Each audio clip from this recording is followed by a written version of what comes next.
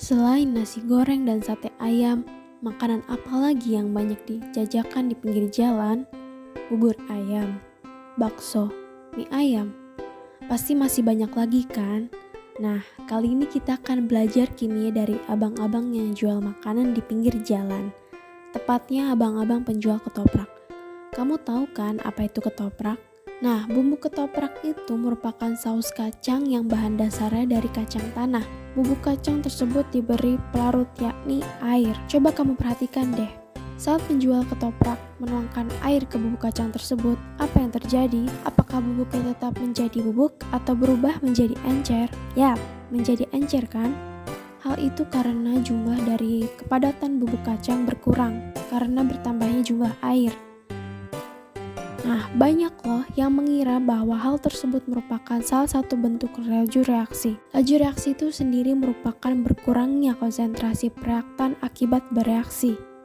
Kalau di bumbu ketoprak, konsentrasi kepadatan bubuk kacangnya berkurang karena tercampurnya dengan air, atau dalam kata lain karena pengenceran. Laju reaksi itu terjadi jika konsentrasi reaktan berkurang akibat bereaksi, bukan karena pengenceran. Contoh laju reaksi itu apa aja sih? Contohnya antara lain pemakaian bensin pada kendaraan bermotor, pagar besi yang berkarat, serta ledakan kembang api. Hal ini dapat kamu lihat di grafik perubahan konsentrasi terhadap waktu. Laju sendiri memiliki kaitan dengan waktu. Nah, apabila waktu yang dibutuhkan itu singkat, maka lajunya besar. Sebaliknya, kalau waktu yang dibutuhkan itu panjang, maka laju tersebut kecil. Artinya, laju berbanding terbalik dengan waktu. Dalam laju reaksi, umumnya penyebutan satuan dinyatakan dengan ms, molaritas per detik, atau yang disebut juga dengan molaritas. Molaritas itu sendiri ialah ukuran yang menyatakan banyak mol zat terlarut dalam 1 liter larutannya. Nah, persamaan laju reaksi merupakan sebuah persamaan yang memperlihatkan keterkaitan atau hubungan antara laju reaksi tertentu dengan konsentrasi reaksinya, di mana dapat dijelaskan bahwa persamaan laju reaksi sebagai berikut, di mana K merupakan tetapan laju, X, Y, Z merupakan konsentrasi reaksi, serta A, B, C merupakan order reaksi. Order reaksi itu merupakan pangkat molaritas dalam persamaan laju reaksi.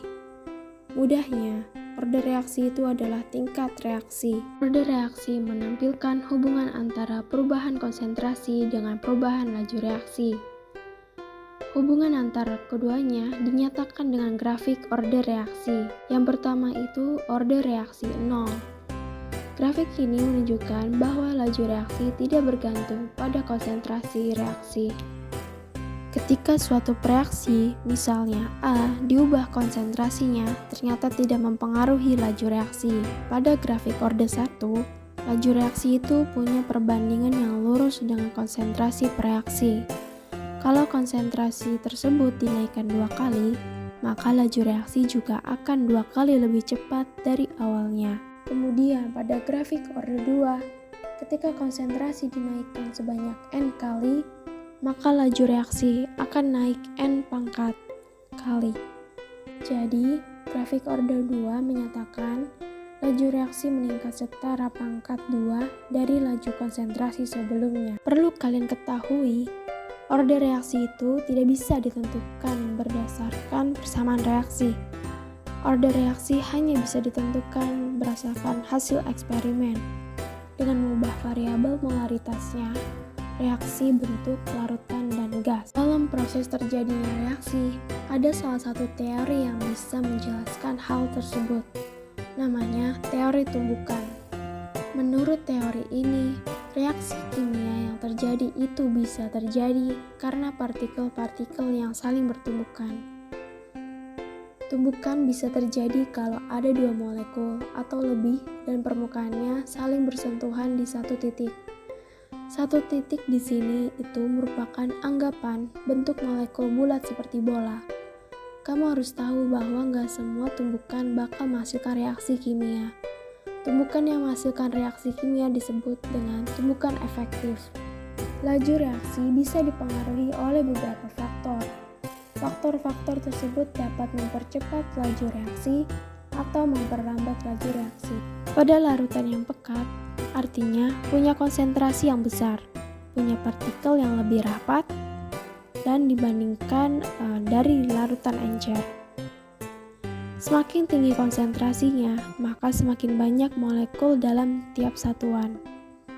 Hal ini, tumbukan antar molekul intensitasnya semakin sering terjadi dan reaksinya berlangsung semakin cepat. Kemudian, pada luas permukaan sentuh, jika ada campuran reaktan yang terdiri dari dua fase atau lebih, maka tumbukannya terjadi di bagian permukaan zat. Maka berlaku bahwa semakin besar luas permukaan partikelnya, maka frekuensi tumbukan bisa jadi semakin tinggi. Reaksi kimia umumnya lebih cepat jika dilangsungkan pada suhu yang lebih tinggi. Jika suhunya rendah, maka reaksi kimia akan lebih lambat terjadi. Selanjutnya itu katalis atau katalisator. Katalis atau katalisator merupakan zat yang ditambahkan dapat mempercepat laju reaksi, yaitu dengan menurunkan energi aktivasi. Sehingga semakin kecil energi aktivasi, maka reaksi lebih mudah terjadi. Selain itu, sifat katalis itu ikut bereaksi atau terlibat dalam reaksi. Namun pada akhir reaksi, dia akan terbentuk kembali sehingga seakan-akan tidak ikut bereaksi. Nah, sudah tahu kan tentang laju reaksi dan faktor yang mempengaruhi laju reaksinya? Jika ada yang ditanyakan, di chat kolom komentar ya. Semangat! Dan selamat belajar!